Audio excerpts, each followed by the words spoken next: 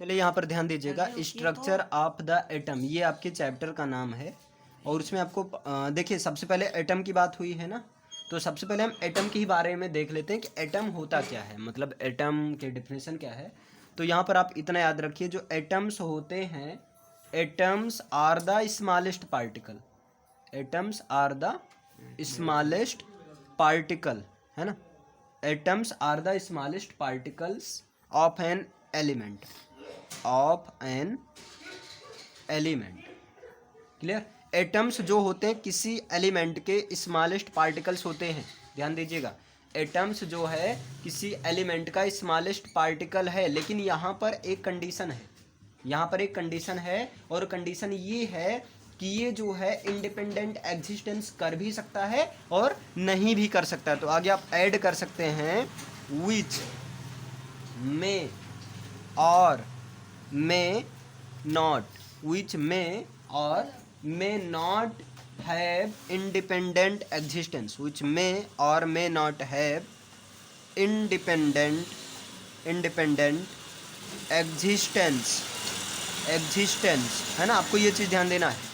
Atoms जो है element का स्मॉलेस्ट पार्टिकल्स तो होता है, लेकिन यहाँ ध्यान दीजिए कंडीशन यहाँ पर यही है कि विच में और may not have independent existence, जो इंडिपेंडेंट एग्जिस्टेंस कर भी सकता है नहीं भी कर सकता है, लेकिन एक चीज़ ज़रूरी है कि ये जो है किसी केमिकल रिएक्शन में पार्ट या पार्टिसिपेट करता है। तो आगे आप कह दीजिए but take participate, but take part in a chemical reaction, in a chemical reaction, clear है ना। ये चीज़ है आपका।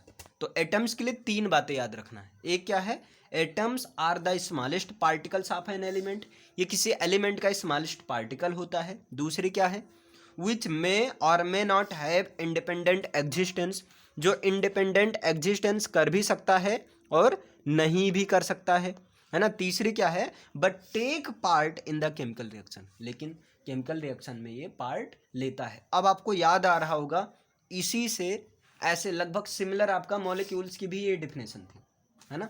लगभग सिमिलर जो है मॉलिक्यूल्स की भी ये डिफिनेशन थी। और कभी कभी ये क्वेश्चन पूछ लिया जाता है, difference between atoms and molecules, ये क्वेश्चन आपका पूछ लिया जाता है एटम्स और मॉलिक्यूल्स। तो समझ लेते हैं मॉलिक्यूल्स क्या सिमिलरिटीज हैं दोनों में और क्या डिफरेंशिएशन है, मतलब क्या अलग है क्या डिफरेंस है। तो यहाँ पर ध्यान दें, मॉलिक्यूल्स भी आपकी स्मॉलेस्ट पार्टिकल होते हैं, तो आप यहाँ भी कह सकते हैं द मॉलिक्यूल्स, है ना, the molecules of an element, clear, of an element, जो एलिमेंट का मॉलिक्यूल्स होता है या किसी भी एलिमेंट्स का मॉलिक्यूल्स होता है, वो जो है सेम टाइप ऑफ एटम्स, अब यहाँ समझिएगा भी, सेम टाइप ऑफ एटम्स वो क्या होता है, देखो मॉलिक्यूल्स ऑफ एन एलिमेंट, जो किसी एलिमेंट का मॉलिक्यूल होता है वो सेम टाइप ऑफ एटम्स से बना होता है। जैसे हम कह दें ऑक्सीजन, ऑक्सीजन आपका क्या है, एक एटम्स है। लेकिन अगर बात करें ऑक्सीजन मॉलिक्यूल, तो ऑक्सीजन मॉलिक्यूल एक्चुअल में अगर केवल ओ लिखा है तो ये ऑक्सीजन एटम्स है आपका, है ना। लेकिन अगर यहाँ ऑक्सीजन मॉलिक्यूल की बात किया जाए तो O2 होता है, ये आपका ऑक्सीजन मॉलिक्यूल है, ये आपका क्या है, ऑक्सीजन मॉलिक्यूल होता है, क्लियर। अच्छा चलो ये चीज़ अभी हटाते हैं, इसे बाद में अभी समझाते हैं, इसको कुछ देर स्किप कर दो, है ना, थोड़ा ऐसे डिफ्रेंशिएट कर लिया जाए। तो देखो बाकी ये बातें सही है, ऐसी नहीं कि ये गलत है ना, लेकिन यहाँ थोड़ा डिफरेंस है ताकि एटम्स और मॉलिक्यूल्स में आप डिफ्रेंशिएट भी कर सको। तो जैसे आपका एटम्स एक स्मॉलेस्ट पार्टिकल होता है, सेम उसी तरह से आपका ये भी मॉलिक्यूल्स भी स्मॉलेस्ट पार्टिकल होता है, यानी कि यहाँ भी आप कह सकते हैं the smallest particles, the smallest particles, आप कह सकते हैं molecules, molecules are also the smallest particles, है ना। Molecules are the smallest particles, है ना, of an element, of an element और कंपाउंड, और कंपाउंड। अब यहाँ एक डिफरेंशिएट दिखा होगा, जो आपका एटम्स होता है वो एलिमेंट का ही स्मॉलेस्ट पार्टिकल होता है, कंपाउंड का भी हो, लेकिन यहाँ पर क्या है, दोनों साथ साथ में, क्योंकि मॉलिक्यूल अभी आपने देखा सेम टाइप ऑफ एटम से बने होते हैं। खैर इसको अभी हम स्किप करते हुए यहाँ आ रहे हैं। तो molecules are also the smallest particles of an element or compound. यहाँ पर क्या है, अपने एटम्स में देखा ये इंडिपेंडेंट एग्जिस्टेंस कर भी सकते हैं, नहीं भी कर सकते हैं, लेकिन यहाँ पर ये फिक्स है कि इंडिपेंडेंट एग्जिस्टेंस करेगा, मतलब इसके पास कैपेबिलिटी है, ये कैपेबल है, यानी कि ये तो पहली बात हो गई। सेकंड आपको जो पॉइंट पर फोकस करना है वो है विच इज कैपेबल, विच का मतलब ही कौन, मॉलिक्यूल से ना, which is capable of independent existence, of independent existence. देखिए ये कैपेबल है, मतलब ये हर हाल में ये इंडिपेंडेंटली एग्जिस्टेंस करेगा, लेकिन यहाँ पर ये एटम्स कर भी सकता है और नहीं भी कर सकता है। अच्छा इतना क्लियर हुआ। अच्छा दूसरी चीज़ ये हो गई। तीसरा नंबर, ये कैपेबल है और इसके साथ में and shows all the properties of that substance, and shows all the properties of that substance, और ये जिस भी सब्सटेंस से बना होता है उस सब्सटेंस की सारी प्रॉपर्टीज को शो करता है। जैसे अब आप सुने होंगे वाटर मॉलिक्यूल का फार्मूला क्या होता है, H2O होता है। अब बताइए वाटर मॉलिक्यूल का फार्मूला H2O होता है। जब सर्दियों के समय में कोहरा या पाला गिरता है तो वो मॉलिक्यूल्स के फॉर्म में रहता है, एटम के फॉर्म में रहता है, मॉलिक्यूल्स के फॉर्म में रहता है। और देखो आप उसके थ्रू क्या कर रहे हो, उनमें वाटर की प्रॉपर्टीज को शो कर रहा है कि नहीं, वो शो करता है ना। तो ये चीज़ ऐसे समझ लो, ये समझने के लिए बताया गया है। तो तीन चीज़ें यहाँ भी मिल गई, मॉलिक्यूल्स भी आपका स्मॉलेस्ट पार्टिकल एटम का कंपाउंड का है। दूसरा नंबर यहाँ पर ये फिक्स है कि ये इंडिपेंडेंट एग्जिस्टेंस करेगा ही, है ना।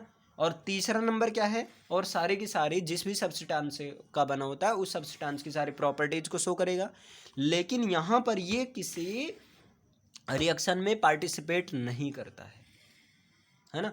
ये क्या करता है, रिएक्शन में पार्ट लेता है, एटम्स के रूप में लेता है ना। यानी कि मॉलिक्यूल्स पार्टिसिपेट करेगा, बिल्कुल करेगा, लेकिन एटम्स के रूप में करेगा, पार्टिसिपेट करेगा। डन है ना। तो ये सबसे पहले आपने ये देख लिया, जैसा कि आपका जो टॉपिक है स्ट्रक्चर ऑफ एटम्स है ना। अब जैसे स्ट्रक्चर की बात किया जाए तो भाई जितने भी एटम्स होते हैं ना, सारे एटम्स का स्ट्रक्चर अलग अलग होता है, सारे एटम्स का स्ट्रक्चर अलग अलग होता है। क्लियर है ना। एटम से ही मॉलिक्यूल बना है, ये तो पता ही। जैसे आप पूछ ले जाए वाटर का स्ट्रक्चर H2O, तो आप वाटर का अगर स्ट्रक्चरल फार्मूला लिखोगे तो भाई क्या लिखोगे, सिंपल सा आप कहोगे O है और O का होता है 8, और 8O को जब आप ब्रेक करोगे इलेक्ट्रॉनिक कॉन्फ़िगरेशन में तो 2 और 6 मिलेगा, है ना। और H का होता है 1 होता है, और 1 का 1 ही रहेगा। तो आप कहोगे इसके लास्ट ऑर्बिट में 6 है, तो आप बना दोगे 1 2 3, सॉरी यहाँ 3 कर देते हैं, है ना। और देखिए 1 2 3 4 5 और 6 आपने ऐसे बना दिया, है ना। और यहाँ पर H आपका है, क्लियर है ना, H है। अब देखो, अब आपको यहाँ पूरा करना है, यहाँ पर H यहाँ कहीं ले लो, तो H का मान लो ये है, तो आपने जब इसको मिलाया तो ये क्या हो गया, पूरा ऑक्टेव कंप्लीट हो गया ना। अरे भाई अब गिन लो, 1 2 3 4 5 6 7 और 8 पूरा हो गया। इसने ये किसी से भी, इसने इनसे साझा कर लिया मान लो, और इसने इनसे साझा कर लिया, शेयर किया, और जब शेयर किया तो यहाँ से O और यहाँ से बना बॉन्ड H, और यहाँ से सिंगल है तो H बना। तो भाई वाटर का जो स्ट्रक्चरल फार्मूला मिल रहा है, क्या मिल रहा है, HOH, है ना। यहाँ पर एटम्स का जो है स्ट्रक्चर की बात किया गया है, तो कई सारे साइंटिस्ट ने एटम्स के स्ट्रक्चर को समझाने का प्रयास किया है ना। जैसे इसमें इलेक्ट्रॉन्स का डिस्कवरी कैसे हुआ, क्लियर है ना, फिर प्रोटॉन का कैसे हुआ, एक्चुअल में एटम का जो स्ट्रक्चर कैसे होता है, जैसे एटम के स्ट्रक्चर की अगर बात किया जाए तो थॉमसन ने अपना मॉडल दिया एटम के स्ट्रक्चर को लेकर। एक जे थॉमसन जिन्होंने इलेक्ट्रॉन का क्या किया था, डिस्कवर किया था, है ना, खोज किया था। तो यहाँ पर जैसे अगर बात हम करें स्ट्रक्चर ऑफ एन एटम, तो स्ट्रक्चर ऑफ एन एटम में सबसे पहले जो आता है मॉडल आता है वो आता है भाई, किसका आता है, थॉमसन्स मॉडल। थॉमसन्स, अब नाम से ही क्लियर है, थॉमसन्स मॉडल को किसने दिया था भाई, सिंपल सा थॉमसन ने ही दिया होगा क्योंकि उन्हीं के नाम पर है। तो Thomson's model of an atom, किसे, एटम का थॉमसन्स मॉडल। अब ये क्या कहता है, देखो थॉमसन जी ने कहा कि जैसे मान लीजिए ये कोई तरबूज है, ऐसे समझो, है ना, उन्होंने तरबूज का एग्जाम्पल दिया था, बाकी और कई सारा एग्जाम्पल दिया था। उन्होंने कहा तरबूज में जो उसके बीज रहते हैं, सीड रहते हैं, है ना, वो सीड होते हैं, क्लियर है ना। यानी कि ये एटम के अंदर बात हो रहा है, इन्होंने वाटरमेलन से समझाने का प्रयास किया है। और इसमें जो गूदे रहते हैं बीच में, जो पल्प रहते हैं, इन्होंने कहा वो पल्प जो हैं, जो पल्प होते हैं वो पॉजिटिव का काम करते हैं। किसका काम करते हैं, पॉजिटिवली काम करते हैं। और ये जो बीज होते हैं, जो सीड होते हैं, जो फैले रहते हैं, ये जो है नेगेटिव का काम करते हैं, है ना। यानी कि इलेक्ट्रॉन होते हैं, ये क्या होते हैं, इलेक्ट्रॉन। ये जो होते हैं इस पर नेगेटिव चार्ज होता है और ये क्या होते हैं, इलेक्ट्रॉन होते हैं, है ना। और ये जो पल्प होते हैं, ये इन सब पर कैसा चार्ज होता है, इन सब पर होता है पॉजिटिव चार्ज होता है। इन सब पर कैसा होता है, पॉजिटिव चार्ज, और एक प्रकार से प्रोटॉन का काम करते हैं, क्लियर है ना। ये इलेक्ट्रॉन, और इलेक्ट्रॉन पर कैसा चार्ज होता है आपका, नेगेटिव चार्ज होता है। इलेक्ट्रॉन पर जो चार्ज होता है वो कैसा होता है, नेगेटिव चार्ज होता है। तो इन्होंने कहा किसी एटम्स के अंदर पॉजिटिव चार्ज के ही इक्वल नेगेटिव चार्ज होता है, यानी कि जितना पॉजिटिव चार्ज होगा उतना ही नेगेटिव चार्ज होगा, जितना पॉजिटिव चार्ज होगा उतना ही नेगेटिव चार्ज होगा। यानी कि इस बात को हम किस, मतलब क्या कह सकते हैं, इस चीज़ को आप कह सकते हैं, ये जो इलेक्ट्रॉन्स हैं ये सब हैं, आप कह सकते हैं यहाँ पर इलेक्ट्रॉन्स, समझिएगा, electrons are embedded in the sphere of positive charge. Electrons are embedded in the sphere of positive charge, in the sphere of positive charge. यानी कि पॉजिटिव चार्ज वाले स्फीयर में जो इलेक्ट्रॉन्स होते हैं या ये क्या होते हैं, एम्बेडेड होते हैं, क्लियर। एक तो बात ये आप कह सकते हैं, अगर इलेक्ट्रॉन्स थॉमसन्स मॉडल में आप ये सोच रहे हैं कैसे इसको एक्सप्रेस किया जाए, तो पहला तो आप ये कह सकते हैं। दूसरी चीज़ आप ये कह सकते हैं, जैसा कि आप देख रहे हैं, पता भी है कि इलेक्ट्रॉन चार्ज और नेगेटिव चार्ज जो है, पॉजिटिव चार्ज और नेगेटिव चार्ज दोनों क्या होते हैं, इक्वल होते हैं मैग्नीट्यूड में। जितना पॉजिटिव चार्ज उतना ही नेगेटिव चार्ज भी होता है। तो आप यहाँ क्या कह सकते हैं, द नेगेटिव चार्ज किस रूप में रहते हैं, इलेक्ट्रॉन में रहते हैं। The negative and positive charge, है ना, are equal in magnitude. Negative और पॉजिटिव चार्ज क्या होते हैं, मैग्नीट्यूड में इक्वल होते हैं। मैग्नीट्यूड मतलब समझ रहे हैं ना, क्वांटिटी में इक्वल होते हैं, क्लियर।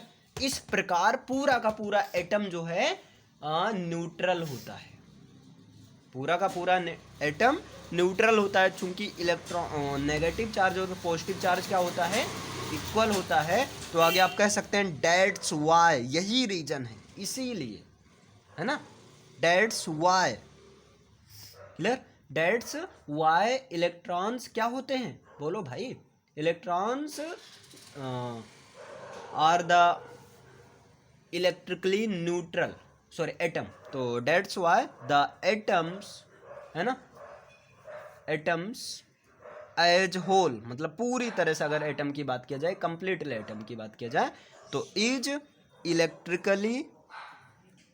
Electrically neutral.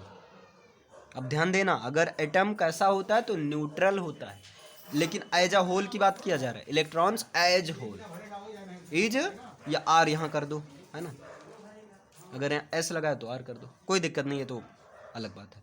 तो atom as whole is electrically neutral. ये क्या होते हैं? न्यूट्रल होते हैं। अच्छा, एक चीज़ और है, अगर हम एटम के मास की बात किया जाए तो क्या एटम का मास पूरे के पूरे स्फेयर में, यानी कि पूरे के पूरे एटम्स में एक यूनिफॉर्मली स्प्रेड रहता है ना, यानी जो भी एटम का मास होता है कोई जरूर इतने में पूरे में डिवाइड रहता है ना। तो तीसरी बात को हम यहाँ एक्सप्रेस कर दिया जा रहा है ताकि यहीं पर क्लियर हो जाए।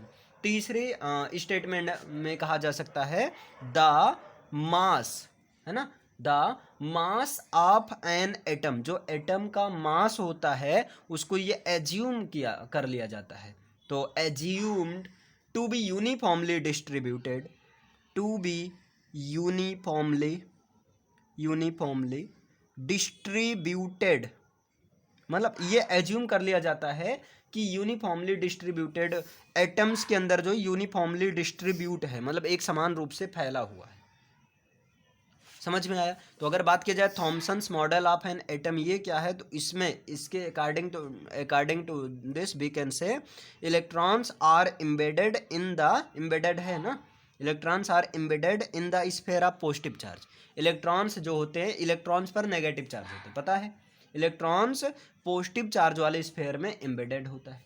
दूसरा कह सकते हैं negative and positive charge are equal in magnitude, negative और पॉजिटिव चार्ज मैग्नीट्यूड में क्या होता है, इक्वल होता है। क्लियर? और डेट्स वाई, इसीलिए एटम्स एज होल, एटम एक कंप्लीट रूप से देखा जाए इज इलेक्ट्रिकली न्यूट्रल, ये न्यूट्रल होता है।